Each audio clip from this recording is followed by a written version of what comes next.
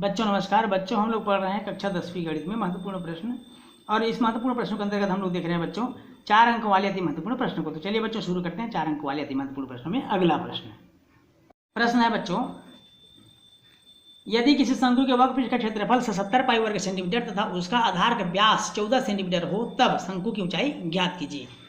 अब यहाँ देखेंगे बच्चों, सबसे पहले हमको दिया है वक्रपृष्ठ का क्षेत्रफल, शंकु के वक्रपृष्ठ का क्षेत्रफल। तो हम यहाँ से शुरू करेंगे। शंकु के वक्रपृष्ठ का क्षेत्रफल, वक्रपृष्ठ का क्षेत्रफल। अब शंकु के वक्रपृष्ठ का क्षेत्रफल कितना दिया हुआ है? 77 पाई वर्ग सेंटीमीटर। आधार का व्यास, आधार का व्यास कितना दिया बच्चों? आधार का व्यास दिया हुआ है यहाँ पर 14 सेंटीमीटर। इसलिए त्रिज्या क्या हो जाएगी? बहुत सिंपल है, 14/2 बराबर 7 सेंटीमीटर हो जाएगा। अब पूछा शंकु के वक्रपृष्ठ का क्षेत्रफल ज्ञात कीजिए। शंकु के वक्रपृष्ठ का क्षेत्रफल, तो शंकु के वक्रपृष्ठ का क्षेत्रफल तो प्रश्न में दिया है 77 पाई वर्ग सेंटीमीटर। हमको ज्ञात करना है इसकी ऊंचाई। क्या ज्ञात करना है? तिर्यक ऊंचाई। तो शंकु की तिर्यक ऊंचाई कैसे मालूम करेंगे? चूंकि हमको मालूम है शंकु के वक्रपृष्ठ का क्षेत्रफल, शंकु के वक्रपृष्ठ का क्षेत्रफल, और वक्रपृष्ठ का क्षेत्रफल क्या होता है? वक्रपृष्ठ का क्षेत्रफल होता है पाई आर एल, और वक्रपृष्ठ का क्षेत्रफल दिया हुआ है 77 पाई बराबर हो जाएगा पाई आर एल। पाई का मान होता है बच्चों 22/7, लेकिन मान रखने से अच्छा है कि हम इस पाई को कैंसिल कर देते हैं, काट देते हैं। पाई को जब से ही हम काटेंगे तब हमारे पास बचेगा 77 बराबर आर एल। 77 बराबर आर का मान कितना दिया हुआ है? 7 दिया हुआ है, और एल का मान हमको ज्ञात करना है, इसलिए एल बराबर हो जाएगा 77/7। 77/7, 7 11 77, एल बराबर हो जाएगा 11 सेंटीमीटर। कितना हो जाएगा? 11 सेंटीमीटर। अर्थात शंकु की जो तिर्यक ऊंचाई है, या शंकु की ऊंचाई जो प्रश्न पूछा है वो हो जाएगा 11 सेंटीमीटर। ये हो जाएगा आंसर। अगर बच्चों तिर्यक ऊंचाई की जगह केवल ऊंचाई पूछा है, क्या पूछा है?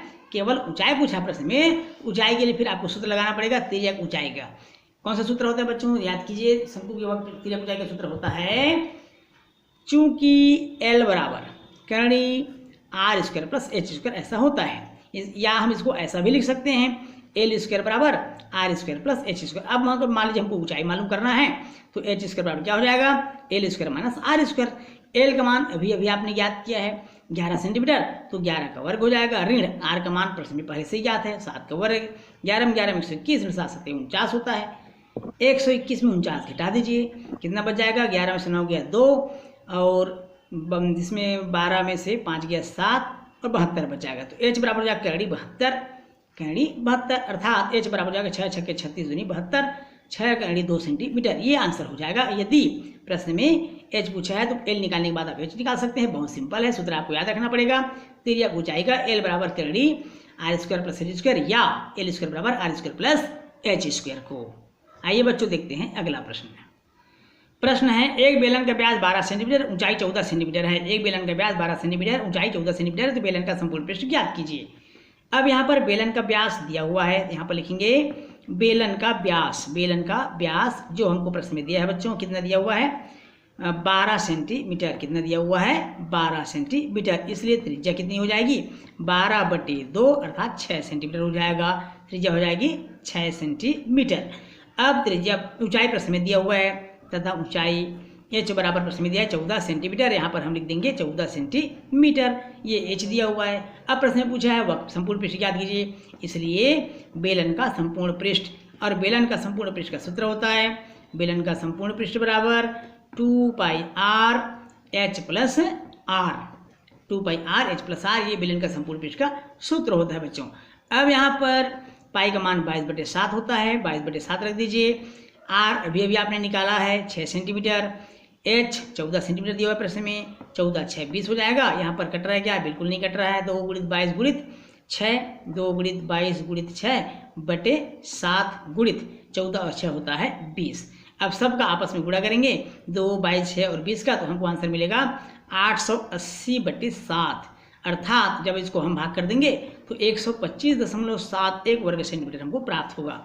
ये 125.71 जो हमको प्राप्त हुआ बच्चों, यह है बेलन का संपूर्ण पृष्ठ और हमारे इस प्रश्न का आंसर। चलिए बच्चों देखते हैं अगला प्रश्न है, यदि एक बेलन का व्यास 10 सेंटीमीटर, ऊंचाई 7 सेंटीमीटर है तो बेलन का आयतन ज्ञात कीजिए। प्रश्न में हमको ज्ञात है, क्या ज्ञात है? दिया है बेलन का व्यास। कितना दिया है? बेलन का व्यास 10 सेंटीमीटर, इसलिए त्रिज्या हो जाएगी 10/2 सेंटीमीटर। 10/2 सेंटीमीटर हो जाएगी, अर्थात 5 सेंटीमीटर हो जाएगा बच्चों। ऊंचाई प्रश्न में दिया हुआ है, ऊंचाई दिया हुआ है 7 सेंटीमीटर। कितना दिया हुआ है? 7 सेंटीमीटर। इसलिए हमको प्रश्न क्या पूछा है? बेलन का आयतन ज्ञात कीजिए। बेलन का आयतन, बेलन का आयतन, बेलन का आयतन का सूत्र क्या होता है? बेलन का आयतन होता है pi R square H, pi R square H. Pi का मान 22 हम 7 रख देंगे, पाई का मान 22/7, आर का मान 10/2 अर्थात 5 का वर्ग, 5 × 5, और एच दिया हुआ है 7 सेंटीमीटर। 7 7 क्या हुआ? कट गया बच्चों। 5 पंजे 25, दूनी 50 का शून्य हासिल 5, 25 दूनी 50 और 5 55, 550 घन सेंटीमीटर। कितना हो जाएगा? 550 घन सेंटीमीटर, जो इस प्रश्न का आंसर होगा, बेलन का आयतन होगा। आइए बच्चों देखते हैं अगला प्रश्न। अगला प्रश्न है 14 सेंटीमीटर ऊंचाई वाले बेलन के वक्रपृष्ठ का क्षेत्रफल 88 वर्ग सेंटीमीटर है, बेलन के आधार का व्यास ज्ञात कीजिए। तो सबसे पहले हम देखेंगे यहाँ पर जो दिया है बेलन की ऊंचाई, बेलन की ऊंचाई, बेलन की ऊंचाई कितना दिया हुआ है? बेलन की ऊंचाई दिया हुआ है 14 सेंटीमीटर। वक्रपृष्ठ का क्षेत्रफल, वक्रपृष्ठ का क्षेत्रफल, अब वक्रपृष्ठ का क्षेत्रफल दिया हुआ है यहाँ पर 88 वर्ग सेंटीमीटर प्रश्न में दिया हुआ है। अब वक्रपृष्ठ का क्षेत्रफल होता है 2πRh, मार दीजिए बच्चों यहाँ पर 88, पाई का मान 22/7, आर प्रश्न में दिया हुआ है, आर हमको ज्ञात करना नहीं दिया हुआ है, एच दिया हुआ है 14 सेंटीमीटर बराबर 88।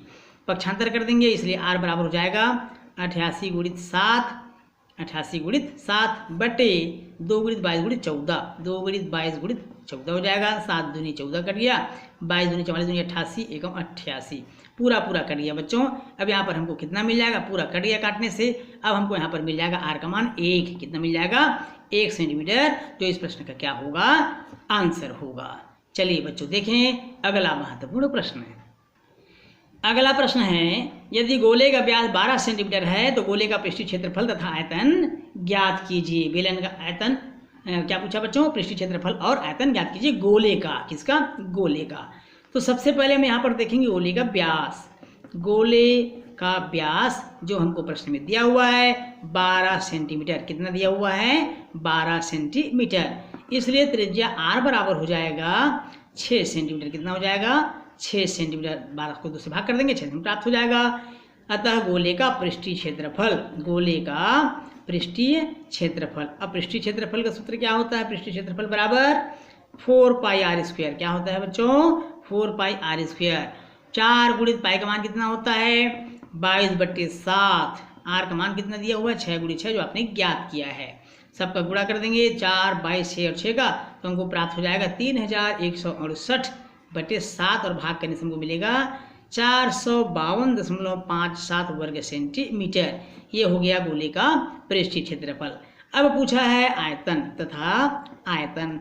गोले के आयतन का सूत्र क्या होता है? गोले का आयतन का सूत्र होता है 4/3πr त्रिघात, अर्थात 4/3, पाई का मान 22/7 और आर का त्रिघात मतलब 6 को 3 बार लिख लेंगे बच्चों, क्योंकि आर का मान 6 दिया हुआ था। अब यहाँ पर देखेंगे कुछ मान कट रहा है क्या? यदि नहीं कट रहा तो सबका आपस में गुणा कर देंगे और साथ के 21 से भाग कर देंगे।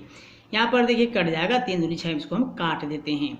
4 × 22 × 2 × 6 × 6 ये बच गया, 4, 22, 2, 6, 6 पूरे का बटे बचा हुआ नीचे में 7। अब सबका गुणा करके हम 7 से भाग कर देंगे तो लगभग 905.14 घन सेंटीमीटर हमको प्राप्त हो जाएगा। ये होगा गोले का आयतन और इस प्रश्न का उत्तर। प्रश्न है एक शंकु का व्यास 12 सेंटीमीटर और ऊंचाई 8 सेंटीमीटर है, शंकु का वक्रपृष्ठ और आयतन ज्ञात कीजिए। तो यहाँ पर शंकु की ऊंचाई सबसे पहले हम देखेंगे, शंकु की ऊंचाई दिया हुआ है h बराबर, शंकु की ऊंचाई को हम h मान लेते हैं बच्चों, ऊंचाई h बराबर प्रश्न में दिया हुआ है 8 सेंटीमीटर। व्यास दिया हुआ है शंकु का व्यास 12 सेंटीमीटर, इसलिए त्रिज्या हो जाएगी 6 सेंटीमीटर, उसका आधा हो जाएगा बच्चों, त्रिज्या 6 सेंटीमीटर। तब तिर्यक